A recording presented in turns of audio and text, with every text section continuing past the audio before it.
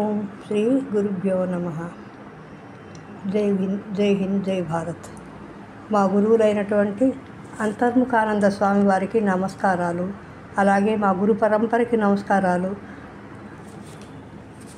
వేదికపై ఆసీనులైన వేదికను అలంకరించినటువంటి పెద్దలకు, వేదిక దిగువన ఉన్న మహానుభావులకి కూడా నమస్కారాలు. నేను ఇక్కడ మాట్లాడుతున్నాను అంటే మా అమ్మా నాన్నలకు ప్రథమ సంతానంగా పెద్ద కూతురుగా ఉండటమే నా అర్హత. వారి పెంపకంలో పెరిగాము. వారి రాజకీయ జీవితంలో మేము భాగం కాకపోయినా ఆ సంస్థల్లో వారి కార్యకలాపాలను చూశాము కాబట్టి మాట్లాడుతున్నాము. నిజానికి నాన్న మాకే సిద్ధాంతాలను బోధించలేదు. ఆయనకి సమయం కూడా లేదు. ఒక రకంగా పొద్దున పెడితే రాత్రికో తిరిగి వచ్చేవాళ్ళు. కొన్ని రోజులు ఎటో మరి క్యాంపులు పెడుతూ ఉండేవాళ్ళు. ఒక రకంగా ఆయన జీవితాన్ని అధ్యయనం చేసి నేర్చుకున్నాము. క్రమశిక్షణ, నిబద్ధత, నిజాయితీ, ఇలా ఎన్నో తెలిసినంతలో 2 మాటలు మాట్లాడతాను. ఆ రోజుల్లో మేము మొదట్లో గుంటూరు బ్రాడీపేటలో ఉండి భారత్ ట్యూటోరియల్ కాలేజీ నడుపుకున్నానంటే నేను కాదండి, నాన్నగారే నడిపారు. అక్కడ సంఘశాఖ నిర్వహించిన, అక్కడ ఒక పక్కన దండ, ఖడ్గము, లెజిన్స్ లాంటి పరికరాలు ఉన్న తర్వాత జనసంఘంలో ఆయన ఫుల్ టైము వర్క్ తీసుకున్న తర్వాత ఏటీ అగ్రహారంలో చిన్న ఇంట్లో ఊరికి దూరంగా విసిరేసినట్లు ఉన్న కాలనీలో ఉండేవాళ్ళం. నాన్నతో పరిచయం ఉన్న సంఘ వ్యక్తులకు ఇవన్నీ తెలుసు. ఇంట్లో మార్క్సిజం, కమ్యూనిజం లాంటి సిద్ధాంత గ్రంథాలు ఉండేవి. బలరాజ్ మధోక్, జీవీఎల్ నరసింహారావు జనసంఘం సిద్ధాంతాల మీద రాసిన పుస్తకాలు ఉండేవి. నాకు తెలియకపోయినా వాటిని తిప్పి చూస్తూ ఉండేదాన్ని. అలాగే హోమియోపతి పుస్తకాలు. నాన్న కొన్ని రోజులు హోమియోపతి వైద్యం కూడా చేసేవాళ్ళు. అక్కడ ఇంకా మా ఇల్లు చెప్పాలంటే అక్కడ మా ఇంటి చుట్టూ పాముల పుట్టలు ఎన్ని ఉండేవో లెక్కలేదు. జొన్న చేలు, కొన్ని చెట్లు పగలే చీకట్లు కొన్ని చెట్లు ఉండేవి. అక్కడ పగలే చీకట్లు కమ్ముతున్నట్టుగా ఉండేది. ఇంట్లో రేడియో కూడా లేదు. పక్కనున్న మా అత్తయ్య గారింట్లో రేడియో పెడితే ఆయన బయట నిలబడి ఇంగ్లీష్ వార్తలు వినేవారు. ఆయన రాజకీయ సంఘటన చతురుడు అని శ్లాఘించడం నిజమే కానీ నా దృష్టిలో ఒరిజినల్గా ఆయన ఆధ్యాత్మిక వ్యక్తిత్వం ఉన్నవాడు. భారతదేశంలో పుట్టినవారు అధిక సంఖ్యాకుల ఆధ్యాత్మిక తత్వం గలవారే. మా తాతగారైన కొల్లిమల్ల శ్రీరాములు గారు కూడా శాంతగుణం కలిగి ఉండి అధ్యాపక వృత్తిలో ఉండేవారు. ఆయన రామాయణ మహాభారతాలను చదివి ఊళ్ళో వాళ్ళకు వినిపించేవాళ్ళు. ఆయన ఇంకో విషయం ఏమిటంటే ఆయన చాలా ఆరోగ్యవంతుడు. చివరి దాకా ఆయనకి ఎటువంటి ఆరోగ్య సమస్యలు రాలేదు.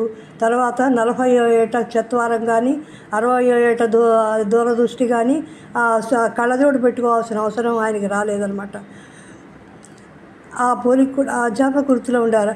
ఆయన ఆరోగ్యం కొంత నాన్నకు వచ్చింది. నాన్న తల్లి ఆయన ఏడాది పిల్లవాడప్పుడే చనిపోయింది. అలాంటప్పుడు ఆయన మేనమామ, తల్లిదండ్రులు మరి అమ్మమ్మ, తాతగారులు, పిన్నులు, అక్కయ్యలు ఇంతమంది మధ్య పెరిగారు. తల్లి తరఫు వారు పరోపకార పరాయణులు. ఎందుకంటే ఆయన పిన్నుల్ని, అక్కల్ని మేము చూసాం కనుక చెప్తున్నాను. తల్లి తండ్రి మరణం కూడా పిల్లల్లో ఆధ్యాత్మికతను పెంచుతుంది. కలిమిలేములు ఇంట్లో 10 మందితో పంచుకోవటం, ఉన్నదేదో అందరూ కలిసి తిని కలిసికట్టుగా పనిచేయటం, ఇవన్నీ స్వార్థానికి దూరమైన జీవితాన్ని ఇచ్చాయి. వ్యక్తి పరిధి నుండి సమాజ పరిధికి వచ్చారు అంటే ఆధ్యాత్మిక జీవనంగానే నేను దాన్ని పరిగణిస్తాను. తర్వాత తన దేశము, సమాజము బాగుపడాలన్న లక్ష్యం 14-15 ఏళ్ల వయసులోనే కలిగి ఆర్ఎస్ఎస్లో చేరారు. ఆర్ఎస్ఎస్ స్థాపించిన డాక్టర్ గురూజీలు కూడా ఆధ్యాత్మిక ప్రేరణతోటే కదా ఆ సంస్థని స్థాపించారు. నాన్న ప్రతిరోజు ఎక్కువ ఉపాసనలు అవి పెద్ద పూజలు లేకపోయినా బయటికి వెళ్ళడానికి ముందు దేవుడి దగ్గర కాస్త దీపం వెలిగించి, ఒక అగరొత్తి వెలిగించి దేవుడికి ప్రార్థన చేసేవాళ్ళు. ఏమని ప్రార్థన చేసేవాళ్ళు అంటే, భగవంతుడా, నా దేశాన్ని చల్లగా చూడు, నా ధర్మాన్ని కాపాడు, నా దేశ ప్రజలను కాపాడు, నా సంస్కృతిని కాపాడు అని చెప్పి దండం పెట్టేవాడు. అంతేగాని ఎప్పుడూ నా పిల్లల్ని కాపాడు స్వామి, నా పిల్లల్ని పైకి తీసుకురా, వాళ్ళకి చదువు వచ్చేటి చూడు, వాళ్ళకి సంపద వచ్చేటి చూడు అని ఆయన ప్రార్థించగా నేను వినలేదు. ఇది కూడా ఒక రకం ఆధ్యాత్మిక జీవనమే. అక్కడ భారత మాతని ప్రేమించి ఆయన ఆ దేశం మొత్తం చల్లగా ఉండాలని చెప్పి ఆయన కోరుకున్నారు. మరి దేశ ప్రజల్లో మేము కూడా భాగమే కాబట్టి మేము కూడా చల్లగా ఉండాలని కోరుకున్నారని అనుకుంటున్నామన్నమాట. భారతదేశానికి లక్షల సంవత్సరాల చరిత్ర ఉంది. అత్యధిక భాగం ఈ దేశంలో వైభవోపేతంగా ఉండేదని చెప్పుకుంటాము. దీన్ని పరిపాలించిన రాజులు సుక్షత్రియులు, ధార్మికులు, సత్యనిష్ఠులు అయి ఉండేవారు. ఈ దేశంలో అప్పుడు యోగ విద్య, తపస్సు, జ్ఞానము ఉన్ననాళ్ళు ఈ దేశం మీద పరాయి వాళ్ళెవరూ తేరిపార కూడా చూడలేకపోయేవారు. మా గురువుగారు భగవద్గీతకు భాష్యం చెప్పిన శ్లోకాలు మనకు పరిస్థితిని వివరిస్తాయి. భగవద్గీతలో శ్రీకృష్ణుడు అర్జునునితో ఇమం వివస్వతే యోగం ప్రోక్తవానహమవ్యయం వివస్వాన్ మనవే స్వాహ మనురిక్షాకవే బ్రవీత్ అని చెప్తారు. నేను సూర్యునికి యోగం చెప్పాను, సూర్యుడు మనువు ఇక్ష్వాకుకి, ఇలా పరంపరగా రాజులకి యోగ జ్ఞానాలు అందినాయన్నమాట. అందువల్ల రాజులు తపస్సంపన్నులుగా ఉండేవాళ్ళు, జ్ఞానులుగా ఉండేవాళ్ళు, శౌర్యోపేతులుగా ఉండేవాళ్ళు. ఆ రోజుల్లో చెప్పుకుంటారు, రఘువంశ మహారాజులు వాళ్ళు మాట్లాడటం అంటే కేవలం సత్యభాషణం కోసమే మాట్లాడేవారట. తర్వాత యోగో నష్ట పరంతప అన్నట్లు కాలంతో యోగ జ్ఞానాలు నశించగా ఛాత్రధర్మం కూడా నశించింది. అప్పుడే దేశం అజ్ఞానుల, కిరాతకుల బారిపడింది, పరాయి దేశాల వాళ్ళ బారిన పడింది. మళ్ళీ ఆధ్యాత్మికత కోసం మా చిన్నప్పుడు రామకృష్ణ పరహంస, వివేకానంద, శారదాదేవుల చిత్రపటాలు ఉండేవి. అంటే అప్పటికి అమెరికాలో వివేకానందుల వారు ప్రసంగించి 100 ఏళ్ల లోపే చరిత్ర. అప్పుడు మేము చిన్నప్పటికీ ఆ ఆధ్యాత్మిక స్ఫూర్తి కోసమే, ఆ సనాతన ధర్మాన్ని పునఃప్రతిష్టం కోసమే ఇవన్నీ కూడా ఉండేవి. దానికోసమే 1857లో స్వరాజ్య సంగ్రామం జరిగింది ఝాన్సీ లక్ష్మీబాయి నాయకత్వంలో. అట్లాగే 1925లో అదే ఆధ్యాత్మిక స్ఫూర్తితోటి ఆర్ఎస్ఎస్ స్థాపించబడింది. ఆర్ఎస్ఎస్ తన గురువు ద్వారా అనేక ఆధ్యాత్మిక అనుభూతుల్ని పొందిన వారు కనుకనే గోల్వార్కర్ గురూజీ మహాశైలు విశ్వ హిందూ పరిషత్తు, విద్యార్థి పరిషత్తు, బజరంగ దళ్ లాంటి సంఘ పరివార సంస్థల్ని స్థాపించి నడపగలిగారు. అంటే ఆధ్యాత్మిక అనుభూతి ఎవరికైతే ఉందో వాళ్ళు మాత్రమే సమర్థవంతంగా ఈ పనులు నిర్వహించగలరు అనేది అర్థము. అరవింద్ ఘోష్ లాంటి మహానుభావులు స్వాతంత్ర్య సమయంలో ఒకవైపు పాల్గొంటూనే విశ్వమానవ యోగం లాంటి ఆధ్యాత్మిక కార్యక్రమాలని ఆచరించేవాళ్ళు. చివరికి ఆయన పుట్టినరోజునే భారత స్వాతంత్ర్యం వచ్చింది. తర్వాత జనసంఘాన్ని స్థాపించిన డాక్టర్ శ్యామాప్రసాద్ ముఖర్జీ కూడా ఆధ్యాత్మికుడే. దీనదయాళ్ ప్రతిపాదించిన ఏకాత్మ మానవతావాదం ఏమిటి? అదేమీ సోషలిజం కాదు, కమ్యూనిజం కాదే, భారతీయ ఆత్మతత్వము, ఆ విదేశీ భావన కాదది. ఆ తత్వాన్ని మా నాన్న చక్కగా అధ్యయనం చేసి అనేక ప్రసంగాలు ఆంధ్రదేశమంతా తిరిగి అద్భుతంగా చేశారు. ఇట్లాగే మరి ఆధ్యాత్మికత కలిగి ఉన్నారు కనుకనే ఎవరైనా సరే అర్ధరాత్రి పూట మాస్టారు అని పిలిస్తే చాలు పరిగెత్తుకొని వెళ్ళే వాళ్ళ అవసరం ఏమిటో చూసి వచ్చేవాళ్ళు. ఇలా 24 గంటలు పనిచేస్తున్న నాన్నకు ఆర్థిక ఇబ్బందులు లేవా, కష్టాలు లేవా? నాన్నకు మేము 3 సంతానము. మొదలు నన్ను పాప అని పిలుచుకుండేవారు. తర్వాత రంగశాయి, ఆ తర్వాత చెల్లెలు విజయభారతి. అందరం ఇవాళ చెప్పాలంటే వీధి బడుల్లో, జిల్లా పరిషత్ స్కూళ్ళల్లో చదివాము. ఉపాధ్యాయుల పుణ్యమా అని కాస్తో కూస్తో చదువు వచ్చింది. అందరిలోని తమ్ముడు తెలివైనవాడు. 16 ఏళ్ల లోపే స్కూల్లో ఫస్ట్ మార్కులే కాక ఆర్ఎస్ఎస్ శాఖల్లో అద్భుతంగా పెద్ద గొంతుతో సిద్ధాంతపరంగా ఉపన్యసించేవాట. ఏమో అది నేను వినలేదు, కానీ అప్పుడు చూసిన వాళ్ళు ఇప్పటికి కూడా చెప్పుకుంటారు. నాన్న తర్వాత నాన్నంత వాడవుతాడనుకున్న వాడికి 17వ ఏట టైఫాయిడ్ వచ్చి చెవులు వినపడకుండా పోయినాయి, మాట క్లారిటీ పోయింది, వాడి జీవితం ఎన్నో విధాలు వెనక్కిపోయింది. గురించి తెలిసిన వాళ్ళు ఇవాళ కూడా వాడిని గురించి చెప్పుకుంటున్నారు. ఎమర్జెన్సీ రోజుల్లో నాన్న 19 నెలలు జైల్లో ఉన్నారు. అప్పుడు మా అమ్మ మానసికంగా కుంగిపోయింది. నా ఆరాధనంతా సిద్ధాంతపరంగా నడిచిన నాన్నకైతే మా సానుభూతి అంతా మాత్రం మా అమ్మకి. ఇంట్లో ఆ రోజుల్లో ఇంట్లో ఏం ఉన్నాయో లేదో, డబ్బు ఉందో లేదో, కానీ ఏమీ కూడాను లోపం లేకుండా మా అమ్మ ఉన్నంతలో అన్నీ కూడా అందరికీ సమయానికి అమర్చి పెట్టేది. మరి ఆవిడకి చీరలు ఉన్నాయో, నగలు ఉన్నాయో లేవో, నలుగురిలోకి వెళ్ళటానికి కొంత ఇబ్బంది పడే దృశ్యం ఉన్నప్పటికీ కూడా ఆవిడ మహాపతివ్రతలాగా ఇది ఉంది ఇది లేదు అనుకోకుండా సమర్థవంతంగా ఆ సంసారాన్ని నడిపి ఆయనకి, మా నాన్నకి సహకరించింది కనుకనే మా నాన్న ఇదంతా చేయగలిగాడు. అందుకే అంటాను, నా సానుభూతి మాత్రం మా అమ్మకేనని. ఎమర్జెన్సీ రోజుల్లో నాన్న 9 నెలలు జైల్లో ఉన్నారు. అప్పుడు మా అమ్మ మానసికంగా కుంగిపోయింది. అప్పటికి నాకు పెళ్ళై మా వారి ఉద్యోగరీత్యా కర్నూలులో ఉన్నాము. గుంటూరు ఏటి అగ్రహారం ఇంట్లో అమ్మ, చిన్నవాళ్ళైన తమ్ముడు చెల్లెలు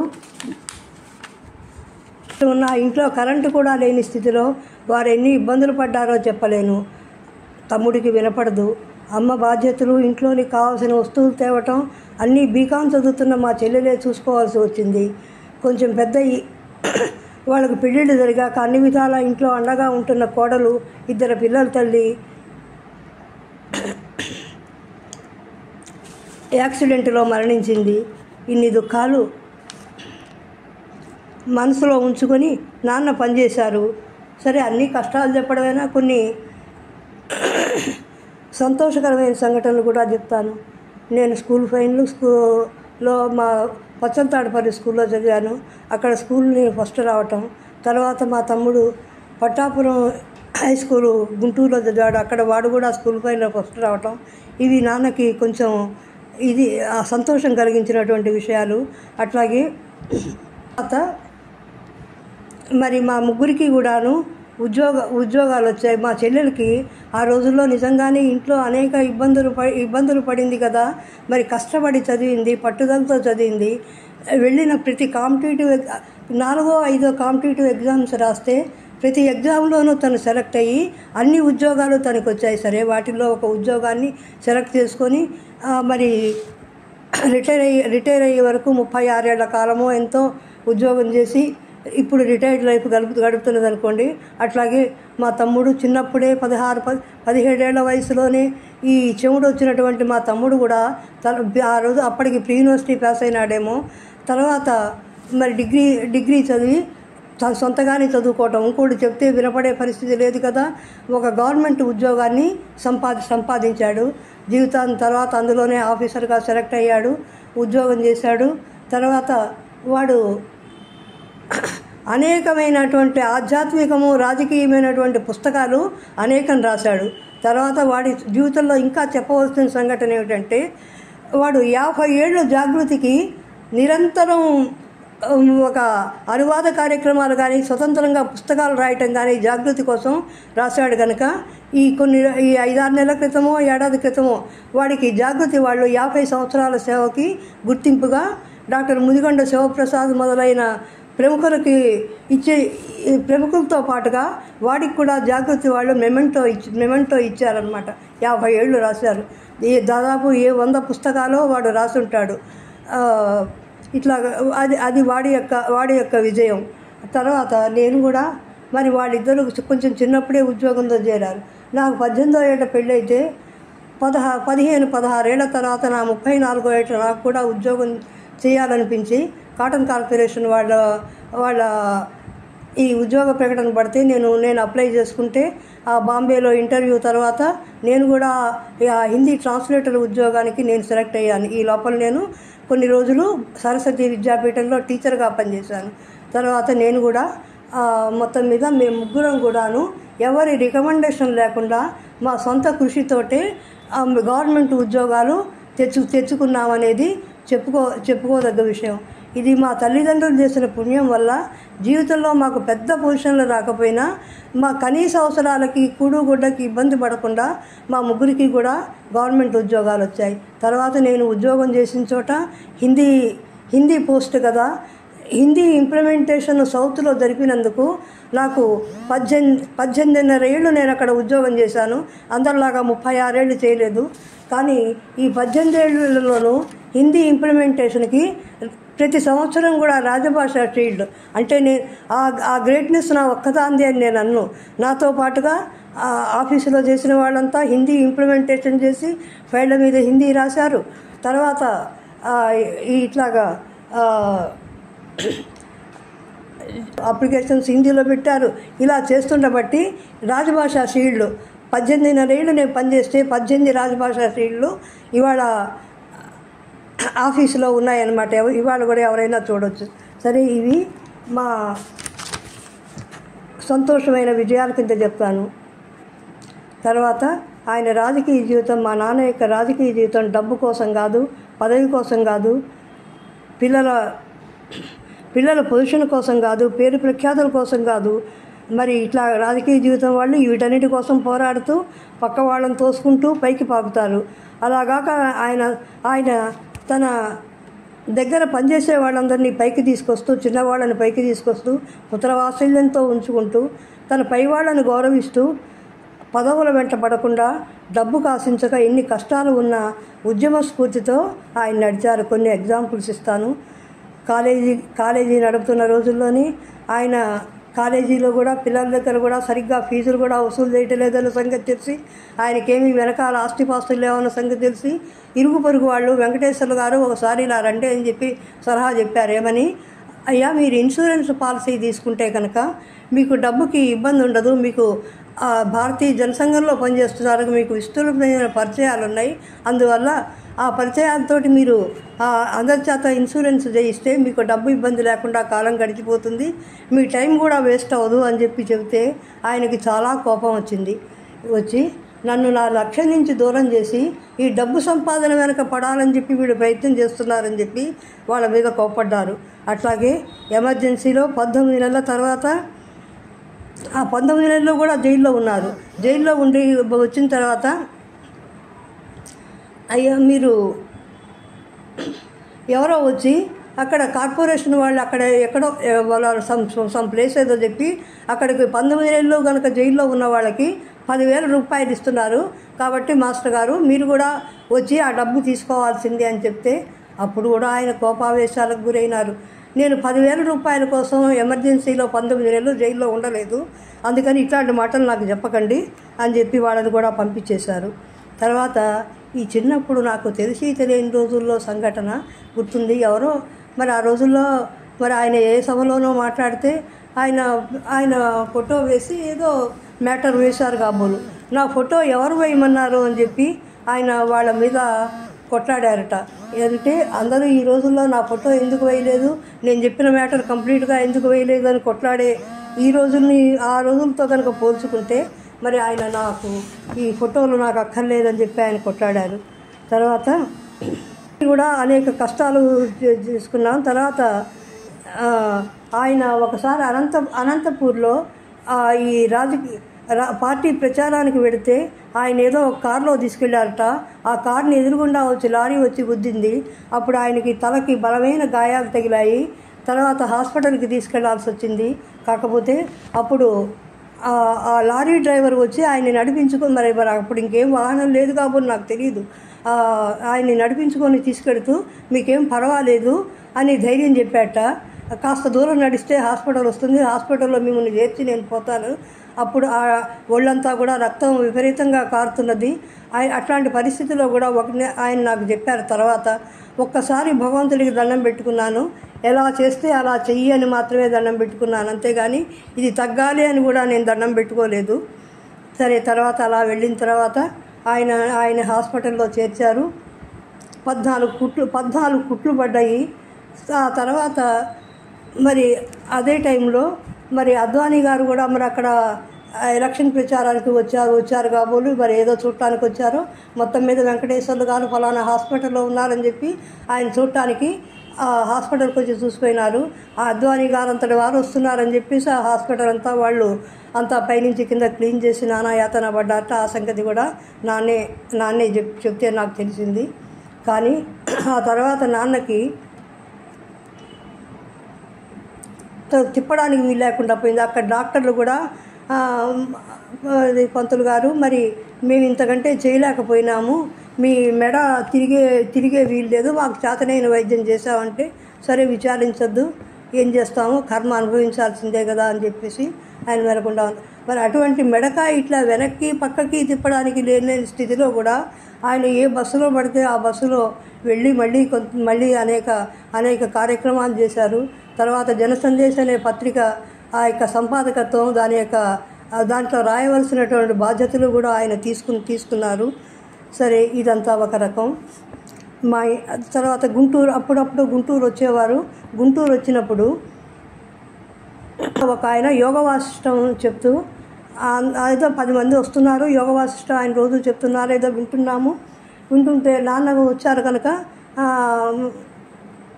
నాన్నను కూడా మీరు కూడా ఈ యోగ వాసిష్టం చదవండి, యోగ వాసిష్టం అంటే మోక్షాన్ని ఇచ్చేటువంటి గ్రంథము, అది మీరు ఒకసారి చదవండి అని చెప్పి ఆయన చెప్పారనమాట. అప్పటికి ఆయనకి 86 ఏళ్ళు ఉన్నాయి. మా నాన్న అంటే అంత వృద్ధాప్యంలో ఉన్నారు. అప్పుడు సరే అని చెప్పేసి ఆయన ఆ పుస్తకాన్ని అయితే చదివారు. చదివినప్పుడు నాకు అనిపించింది, నాన్న ఈ సంఘాలలో ఈ రాజకీయాల్లో చాలా కష్టపడ్డావు, దీనికంటే ఆధ్యాత్మిక సాధన చేస్తే నీకు మనశ్శాంతి కలిగేది అన్నాను. ఆయన మౌనం వహించారు. నేను అడిగాను, నాన్న మోక్షాన్ని కోరుకోవా అని. ఆయన ఒక్క నిమిషం కళ్ళు మూసుకొని, నిజమే మోక్షం గొప్పదే, యోగ వాసిష్టం కాన్సెప్ట్ గొప్పదే, దీని మీద నేను చర్చ పెడదాం అనుకుంటున్నాను. హైదరాబాద్ వెళ్ళాక నేను ఈ శరీరంతో ఈ పార్టీకి దేశానికి సేవ చేశాను, కానీ ఇప్పుడు ఆ సంతోషం లేదు. ఈ శరీరం ముసలిదైపోయింది, ఇంకా నాకు 2-3 జన్మలు ఎత్తి మళ్ళీ ఈ దేశానికి సేవ చేయాలి, అప్పటి వరకు మోక్షం వద్దనే నా అభిప్రాయం. నేను నిరుత్తరురాలినై ఆయనకి నమస్కారం చేశాను. ఏం మాట్లాడుతాను నేను? కానీ ఇప్పుడు మా గురువుగారు చెప్పినట్లు ఆయన మళ్ళీ ఈ దేశం కోసం జన్మిస్తే జీవన్ముక్తులై భారతమాత పాదార్చన చేయాలని నా లక్ష్యంగా అనుకొని అదే నా కవితలో రాశాను. ఇంకా నా కవిత వినిపిస్తాను. జై గురుదేవ్, జై భారత్, జై హింద్.